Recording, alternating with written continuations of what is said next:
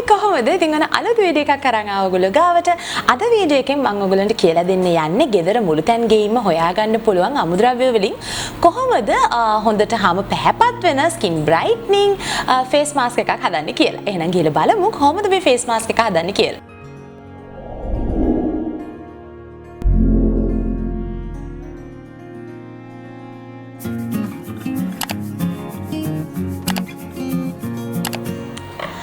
මේ සඳහා අවශ්‍ය වෙන ඉතාමත්ම ලේසියෙන් හොයාගන්න පුළුවන් මූලික අමුද්‍රව්‍යයක් ඇවිල්ලා උළුහල්. ඉතින් උළුහල් කියන්නේ අපේ ලංකාවේ හැම මුළුතැන් ගෙයකින්ම ලේසියෙන්ම හොයාගන්න පුළුවන් අමුද්‍රව්‍යයක්.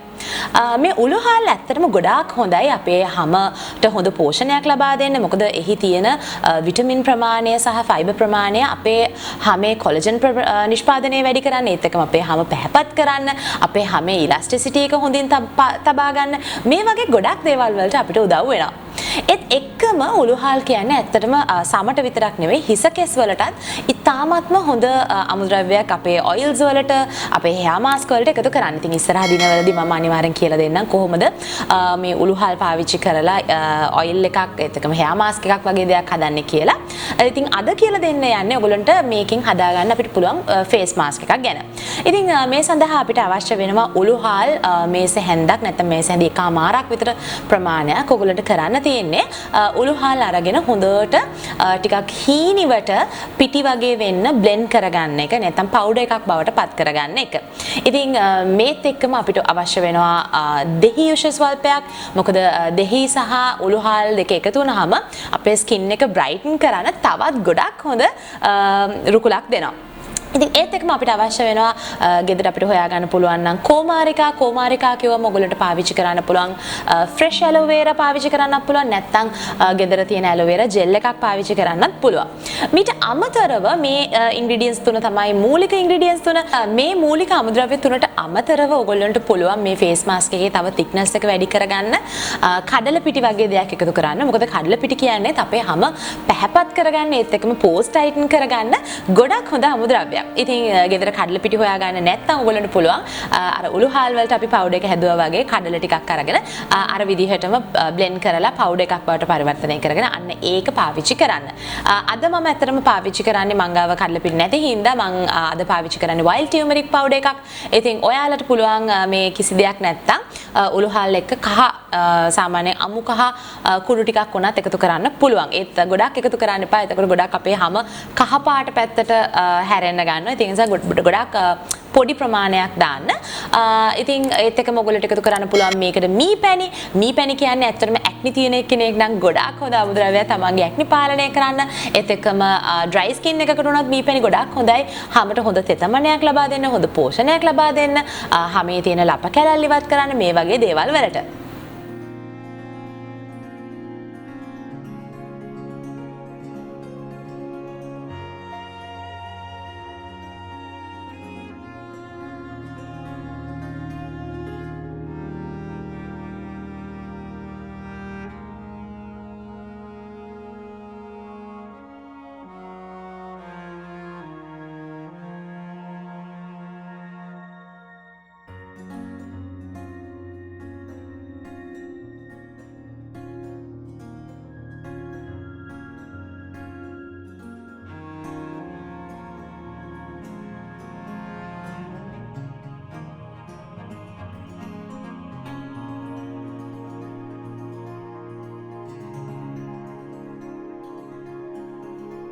ඉතින් ඕනම ෆේස් මාස්ක් එකක් දාන්න කලින් හොඳට මූණ පිරිසිදු කරන එක අත්‍යවශ්‍යයි. දැන් මම නම් හොඳට මේ මගේ ස්කින් එක ක්ලෙන්ස් කරලා තියෙන්නේ. ඉතින් ඊටාත්ම ලේසියෙන් දැන් මේ ෆේස් මාස්ක් එක ආලේප කරන්න පුළුවන්. මේකේ thickness එක ටිකක් වැඩි වෙනවා අර මම කලින් කිව්වා වගේ මිනිත්තු 10ක් විතර තියෙනකොට. හැබැයි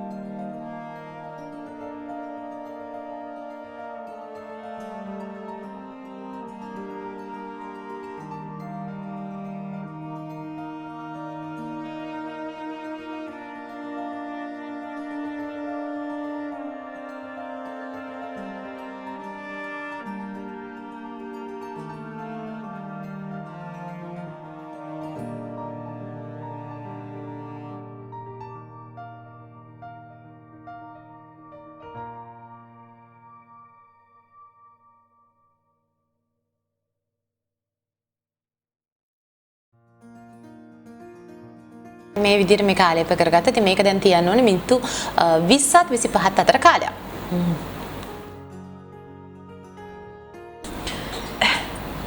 ඉතින් උඩ මම ෆේස් මාස්ක් එක අයින් කරගත්තා. ඔයගොල්ලන්ට පේනවා ඇති ස්කින් එකට හොඳ ග්ලෝ එකක් එකතු වෙලා තියෙනවා. ඉතින් මේ ෆේස් මාස්ක් එකක් සාමාන්‍යයෙන් අයින් කරගත්තට පස්සේ සාමාන්‍යයෙන් ටෝන් එකක් දාලා මම ඊළඟට කරන්නේ හොඳ මොයිස්චරයිසර් එකක් දාන එක. ඉතින් අද ටෝන් එක විදිහට මම පාවිච්චි කරන්නේ VIANA එකේ රෝස් මිස්ට් එක.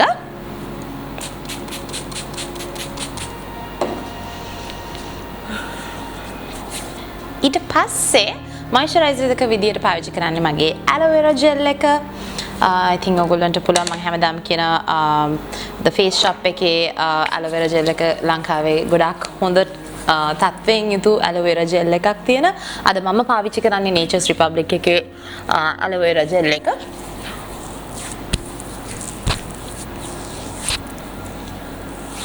ඉතින් මෙන්න මේ විදිහට ෆේස් මාස්ක් එක දාලා ඉවරනාට පස්සේ තමන්ගේ හමට මොයිස්චරයිසර් එකක් ටෝන් එකක් ඉස්සෙල්ලා එකතු කරලා මොයිස්චරයිසර් එකක් එකතු කරන එක ඉතාමත්ම වැදගත්.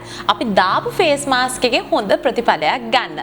ඉතින් මේ ෆේස් මාස්ක් එක ගොඩක් හොඳයි. මම කලින් කිව්වා වගේ ස්කින් බ්‍රයිටනින් වලට පිග්මන්ටේෂන් තියෙන කෙනෙක් නම් ඔයාලට ඒත් එක්කම හමට හොඳ බ්‍රයිට්නස් එකක් එකතු කරගන්න සන්බර්න්ස් වෙලා තියෙනවා නම් අන්න ඒව කියෝ කරන්න මේ වගේ ගොඩක් දේවල් වලට හොඳයි මේ ෆේස් මාස්ක් එක.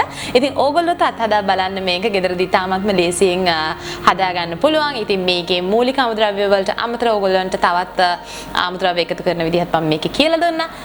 ඉතින් මම හිතනවා මේ වීඩියෝ එක ඔයගොල්ලෝ ආසාවෙන් බලන්න ඇති ඒත් එක්කම අලුත් දෙයක් ඉගෙන ගන්න ඇති කියලාත් හිතෙනවා.